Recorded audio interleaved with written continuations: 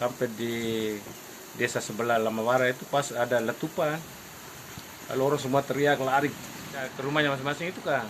Mau yang lebih utama kan itu orang ambil dokumen-dokumen penting, orang sibuk begitu tapi ambil dokumen penting lalu orang duduk dalam rumah, ternyata pikir gempa jadi orang keluar rumah, keluar ternyata hujan batu datang.